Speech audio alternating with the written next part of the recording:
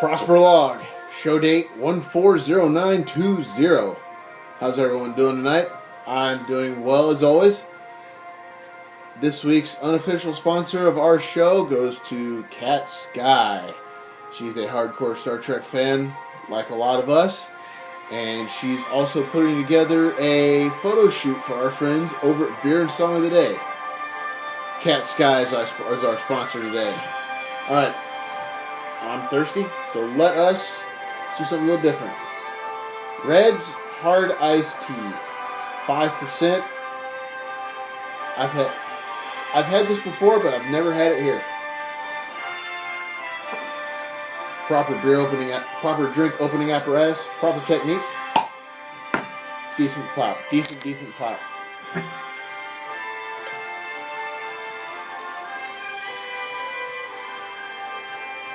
Look at that pour. Look at that beautiful pour.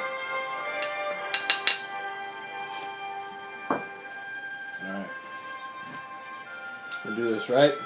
Cheers to all y'all, or as they say in the Klingon Empire, Kapla!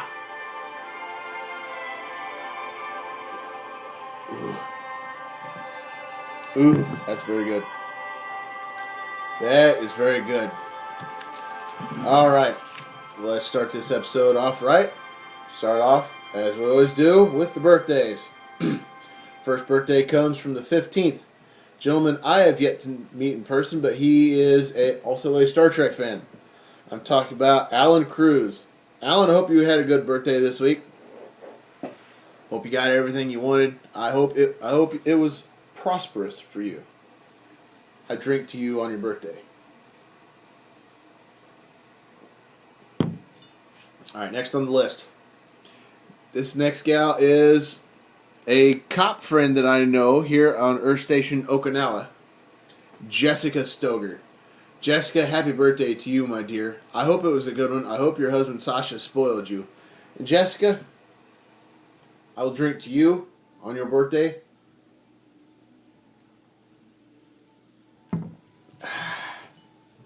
Alright, next up. This is a gal I went through my technical training with. She's got a lot of names. Amy Joanne Nelms Clark Myers. I just knew her as Amy Clark. Clarky, how you doing? I saw where you got married and you were fruitful multiplied. Amy, my dear, happy birthday. I'm glad to see you're doing all right. And cheers. Alright, next on the list. Next birthday. True Anomaly. Now, he's living in California. Also where Starfleet Academy and headquarters is. To my stepbrother, congratulations on the recent birth of your child. I drink to you on both occasions. Alright, next up on the list. From the 20th. He is a hardcore Indianapolis Colts fan. I know him as Fats McDonald. How you doing, bud? The Colts aren't doing too good this year. I hope they pull their heads out of their butts. They need to change their logo and become Super Colts. So, Fats, my friend, I drink to you. And the last birthday for the week is my own dear, worshipful brother, Nathan Rigsby. Brother Nathan, how are you doing? I hope your birthday was a good one. Now, Nathan and I both belong to Williamsburg Lodge 493, the best lodge in the world. Period. Dot. End of story. Now, like Nathan, my father belongs. My grandfathers belonged. I'm a fourth generation. I think he is a sixth. Him and his brother Jake. I was fortunate enough to be there when they were both raised to the sublime degree of a master mason. Oh, what the heck, Jake? I'm going to throw you in here too. Jake's living in Hawaii, and Nathan is still living in Indiana, living in Richmond, Indiana. Jake, Nathan, the prosperous salute to the both of you, my brothers. Excuse me. And I drink to you too.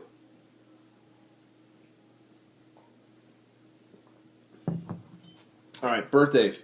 Done. Additional greetings. Well, I started those already. Let me move on to the next one. Heather King. Now, I went to school with Heather. She and I both graduated Hagerstown High School, class of 2001, the first class of the new millennium. I knew her as Heather Hetzner. Heather, I'm glad to see things are going well for you. Got you a beautiful family. And Heather, I drink to you. All right, now these next two I work with here at Earth Station Okinawa. I'm talking about the lovely married couple, Dustin and Monica Shannon. How are you two doing? Hope your week has been good. I hope you're enjoying your time off. You two, I drink to you. All right, and last but not least, got to give some love out to the crew of the Starship Farragut Productions. They have a Kickstarter set up to raise funds so they can help build new sets. Check them out. Find them on their Facebook page. Find one of their various links. And help them out if you can. Starship Farragut, to you, I give the Prosper Salute. And I drink. I wish you luck, and I hope you make your goal. I hope I can help you out however I can. All right. Additional greetings. Done. Let's move on to the Star Trek birthdays from the week. From September 14th, looking at Walter Koenig. Nuclear vessels. Yep. Mr. Chekhov is 78 and still doing great. He just recently made an appearance in the fan film Star Trek Renegades, which I'm waiting for release. And on the 15th, we're gonna kick it up to Mr. Tom Hardy. He played a clone of Captain Picard, who was kind of, well, he had a different background than Jean-Luc actually grew up with. He eventually became known as Shinzon of Romulus. That man is 47 today, that man was 47 on the 15th. To you two, the Prosper Salute, and I drink. Alright, ooh. What do I got here? Here we go. Special note of interest from the 17th. It was 38 years ago. Excuse me. Hang on, my math is off.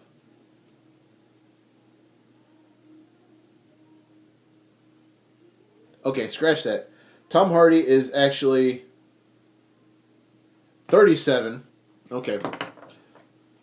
I gotta do something real quick. Kids, look, a deer! My math was off. Tom Hardy is 37. I carried a one where I didn't need to. And in 1976, on September 17th, a whole 38 years ago, NASA names the first space shuttle Enterprise, registry number OV-101. Among everybody in attendance were original Star Trek cast members Leonard Nimoy, DeForest Kelley, James Doohan, Nichelle Nichols, George Takei, Walter Koenig, Star Trek creator Gene Roddenberry, and I'm sure there were a bunch of other people. NASA is, well, because of Star Trek, it's kind of a predestination paradox. If one partakes in that, NASA, on behalf of Star Trek fans everywhere, I give you the Prosper Salute, and I thank you for ushering in. I thank you for naming your first shuttle after the Starship Enterprise. I give you guys props. All right, take a little break from Trek here. That was a lot to digest right there. Let's go to my next favorite topic: football. Colts are sitting at 0-2 right now, and I'm not liking it. I do not like it. Boop. Don't like it one bit. We're about as bad as the Cowboys. All right, let's see here. Here's my picks from tomorrow, September 21st. I got San Diego beating. I'm going for San Diego in this one against Buffalo.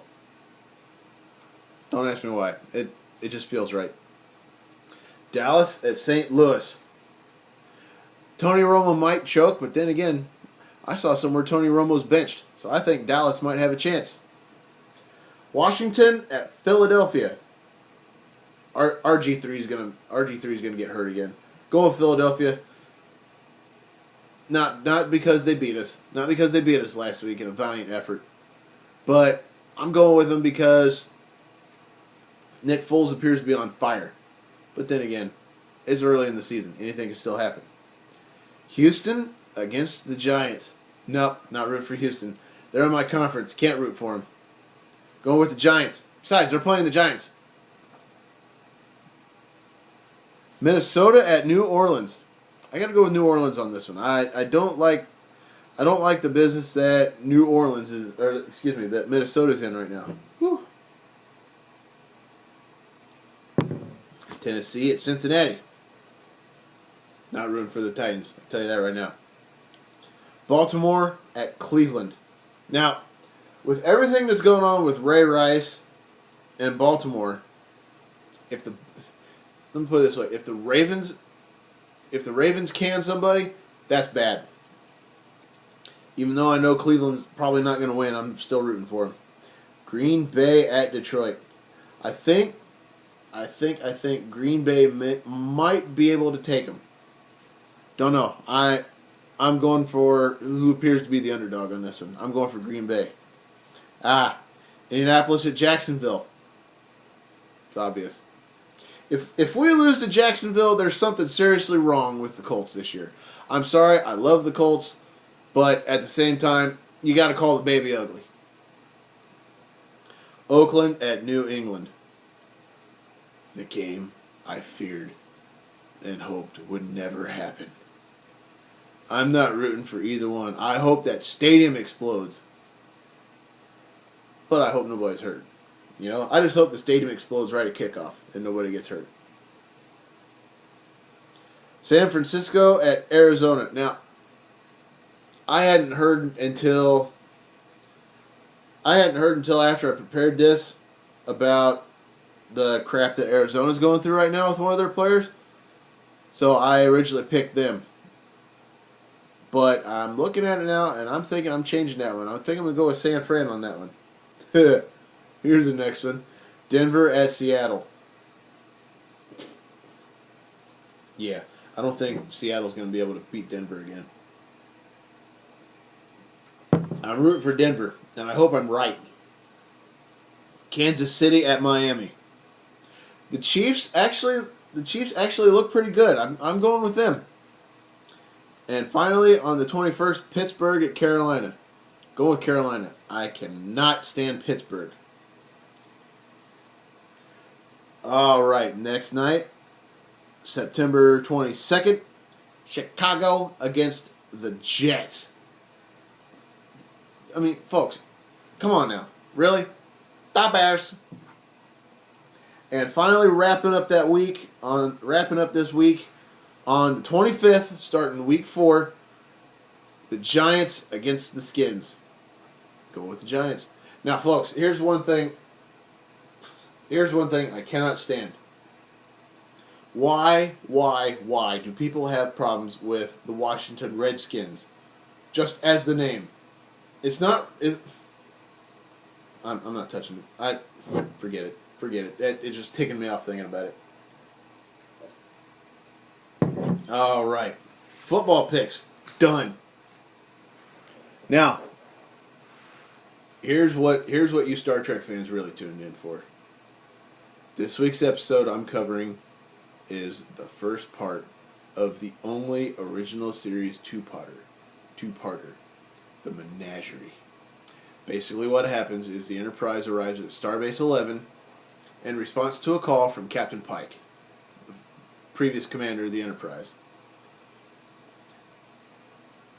They arrive. Commodore Mendez, the commander of Starbase 11, takes Captain Kirk up to Captain Pike's room, and we discover Captain Pike is in a wheelchair. Unable to talk, unable to move, unable to walk, with a massive scar on the right side of his face. There is no way that Captain Pike could have gotten a message sent to the Enterprise. Mr. Spock gets alone with Captain Pike for a minute, and Spock lets Pike know that there is a way that Spock can save him. But Captain Pike urgently says no. So basically Spock comes up with a plan to hijack the Enterprise, which is successful for the most part, until Captain Kirk boards a shuttle and eventually runs out of gas. He runs out of gas on his way to the Enterprise. Spock stops the ship, gets himself arrested, and decides to seek immediate court-martial for the only death penalty left on the books: a Starfleet vessel visiting Talos 4, that forbidden planet. When Spock is asked what good it would do taking Pike to Talos 4, Spock has a visual record of the first voyage of the Enterprise that was originally intended to be broadcast on television, called up onto the screen, in which we witnessed the Enterprise under the command of Captain Christopher Pike with a Vulcan science officer named Spock, and proceeds to tell the story of Captain Pike on Talos 4. The episode ends with Captain Kirk being relieved of command, Commodore Mendez being given command of the Enterprise, with orders to stop the Enterprise from reaching Talos 4 at whatever cost. Captain Kirk, who is acting first officer at this point, has Spock confined to the brig.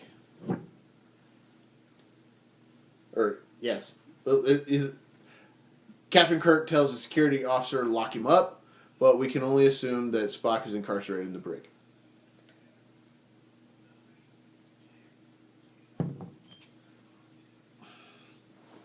All right, let's go behind the scenes, shall we? A matte painting was created for the Starbase 11 exterior.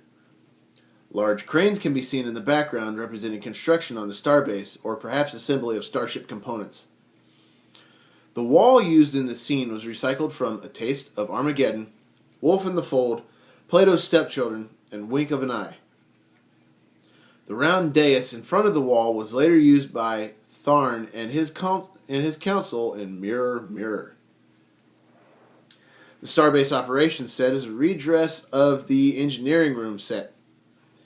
An opaque blue wall has been placed behind the grid to hide the forced perspective set. The panel in this room from which Spock issues orders to the Enterprise is a reuse of the neural neutralizer control panel from Dagger of the Mind. The computer banks in the room will later be seen in A Taste of Armageddon and aboard the shuttlecraft in the Immunity Syndrome. The structures seen outside Mendez's windows are cutouts of buildings. In the first scene in Mendez's office, behind Kirk is a clear view of a corner of the set behind one of the pieces.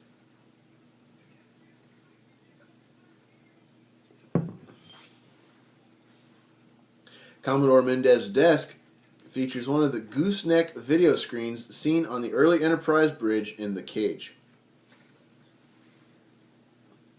It is also worthy of noting that these goosenecks were also seen in the second pilot episode, Where No Man Has Gone Before. Memory Alpha missed that one. Hey kids, look, a deer! That's from Memory Alpha. In this episode, Court Martial and the Conscience of the King, we see 23rd century doors that are opened with handles. Now, on a starbase, you'd think a starbase would be almost as technologically advanced as a starship. You'd think you'd have more doors sliding open. I don't know. Alright.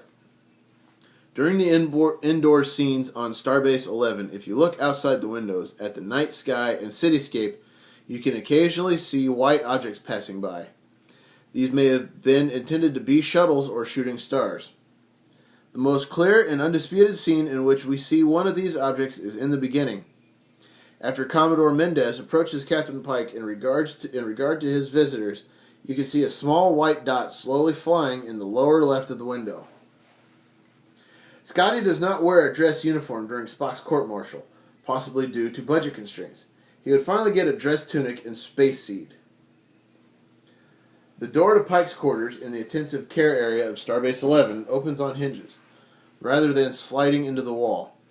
The courtroom door in court-martial is similarly hinged. Never mind. This is the final appearance of the tan phaser communicator belts. Now, let me pause for a second. I'm going to go ahead and throw this out there. I don't know if that's exactly true, because these episodes were broadcasted in a different order in which they were produced. So that may be true, that may not be true. I'll have to keep watching and finding out. You will too. Sean Kinney's makeup as the injured Captain Pike took nearly 5 hours to apply. Excuse me. Also, his hair had to be dyed white, which then turned out to be too bright for the cameras and had to be softened with powder. That explains the blonde look to him. The footage used from the original pilot, The Cage, was directed by Robert Butler. He is not credited for it here, although he is credited as the sole director of The Menagerie Part 2, despite that episode also containing material shot by Mark Daniels. Butler was approached by Roddenberry to direct the episode, but he refused because he disliked the series. After Mark Daniels was assigned to direct the new footage, it was decided that he and Butler would share credit for the 2 episodes. Daniels for the first part, and Butler for the second. Bob Justman convinced Roddenberry to write a 2-part episode utilizing the first pilot because they ran out of scripts in the middle of the first season and had to shut down production otherwise. Roddenberry called it The Envelope and wrote the episode in 3 or 4 days. Director Robert Butler claimed it was Roddenberry's entrepreneur talent which managed to find a way of using the failed pilot as a money-saving device for the show. Good thinking on that one, Gene. A prosperous salute to you, sir, for your ingenuity. The original Envelope script was written by John D.F. Black. However, Roddenberry was very unsatisfied with it and rewrote it completely, finally taking sole writing credit. The insulted Black filed a Writers Guild grievance over payment and screen credit, but his claims were denied. I got nothing.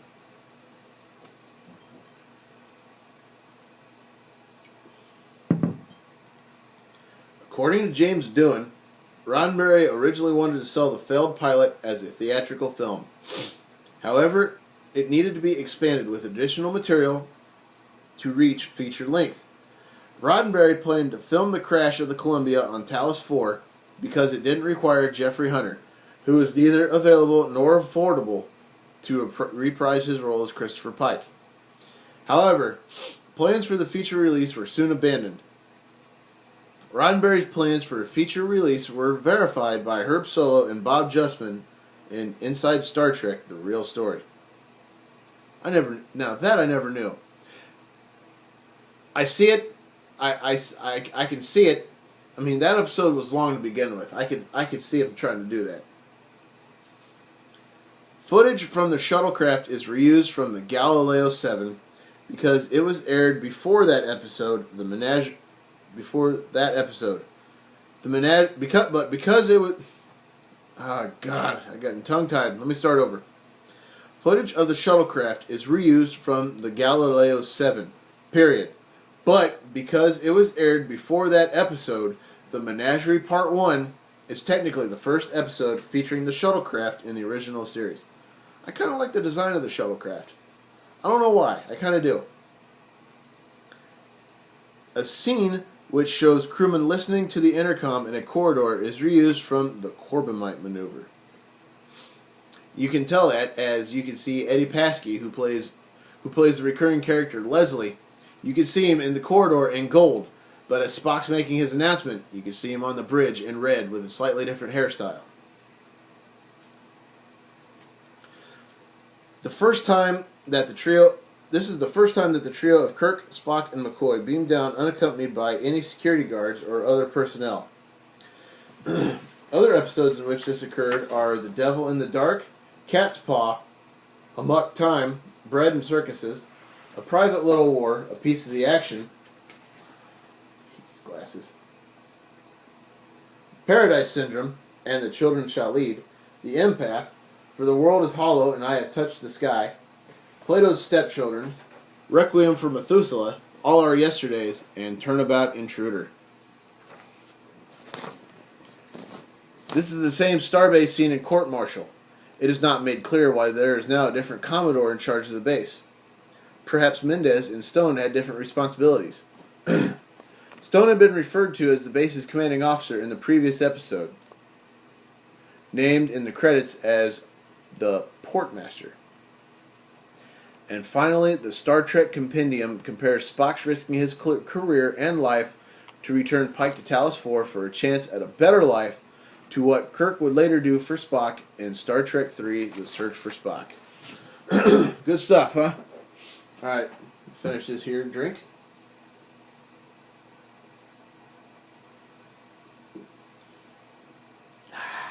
Empty as a brain cells, the average Sequest fan. Well, folks, I had a lot of fun bringing this episode to you. I enjoyed it despite my wardrobe malfunction.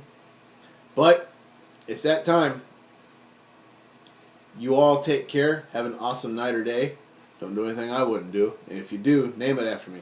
Don't drink and drive because, one, you might spill your drink. More importantly, you might kill yourself or somebody else. And what's dumber than that, and what's dumber than drinking and driving, is being a Sequest fan or rooting for little whiny crybabies like Tom. Giselle won't let me go to the Pro Bowl. Brady, men slapping women, animal abuse, racism, fake friends, people who watch on bets, or anybody who is a member of, supports, or defends the Westboro Baptist Church. Things like that are just plain stupid, and I ain't got time for that stuff. So as I said before, y'all take care, have an awesome night or day, and as always, live long and prosper.